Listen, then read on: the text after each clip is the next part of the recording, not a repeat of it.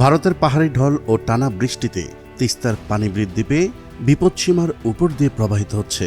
এর ফলে নদীর তীরবর্তী এলাকার ইস্পার বাঁধ ও বিভিন্ন রাস্তাঘাট হুমকির মুখে পড়েছে। ধসে গেছে বিভিন্ন সড়ক, প্লাবিত হয়েছে নদীর তীরবর্তী চরাঞ্চল।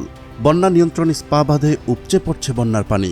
এই স্পা বাঁধ নিয়ে কতটা আতঙ্কে আছে তিস্তার তীরবর্তী মানুষগুলো, স্পার বাঁধ ভেঙে গেলে কতটা তাণ্ডব চালাতে পারে বন্যা, তা জানাবো আমাদের সহকর্মী রইসুল সরকার রোমনের ভিডিও চিত্রে।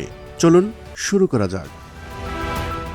গত 2 মাস আগে তিস্তার পানি বাড়ার সঙ্গে সঙ্গে নিচু এলাকায় পানি প্রবেশ করে। তখন মহিষখোঁচা গোবর্ধন 2 নম্বর স্পার বাঁধের সংযোগস্থলে ধস দেখা দেয়। ধীরে ধীরে ধস প্রকট আকার ধারণ করলে তাৎক্ষণিক পানি উন্নয়ন বোর্ড থেকে জিও ব্যাগ ফেলা শুরু হয়। এতে সাময়িকভাবে ধস আটকানো সম্ভব হয়।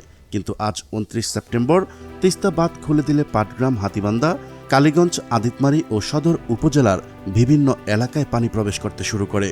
তবে এবার স্পা বাঁধে উপচে পড়ছে পানি। যেভাবে পানি বাড়ছে তাতে রাতের মধ্যে বড় ধরনের ধসের শঙ্কা রয়েছে। এতে ভাটিতে থাকা 4 থেকে 5 হাজার পরিবার ঝুঁকির মুখে পড়তে পারে। স্থানীয়রা বলছেন, স্পার বাঁধে এমন পানি কখনো দেখেননি তারা। এদিকে তিস্তাসহ জেলার নদ নদীর পানি বাড়তে শুরু করায় শঙ্কায় রয়েছে লাখো মানুষ।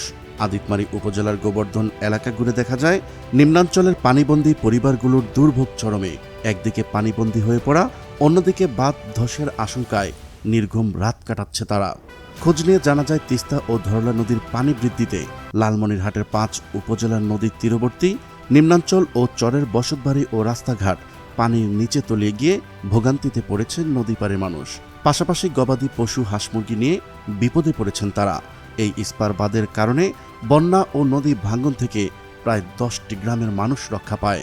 ভারতের গজলডোবা বাঁধ ছাড়ায় এখন লালমনিরহাটে সেই স্পার বাঁধ নিয়ে আতঙ্কে দিন পার করছেন হাজারো মানুষ। প্রিয় দর্শক, আজ এই পর্যন্তই। শুরু থেকে শেষ পর্যন্ত চেষ্টা করেছি লালমনিরহাটের স্পার বাঁধের সঠিক তথ্য উপস্থাপন করতে। কোথাও কোনো তথ্যগত ভুল কিংবা আপনার পরামর্শ থেকে থাকলে তা কমেন্ট করে জানাতে পারেন। দেখা হচ্ছে পরবর্তী ভিডিওতে। ততক্ষণ পর্যন্ত মহান আল্লাহ তাআলা সবাইকে ভালো রাখুক, সুস্থ রাখুক। আল্লাহ হাফেজ।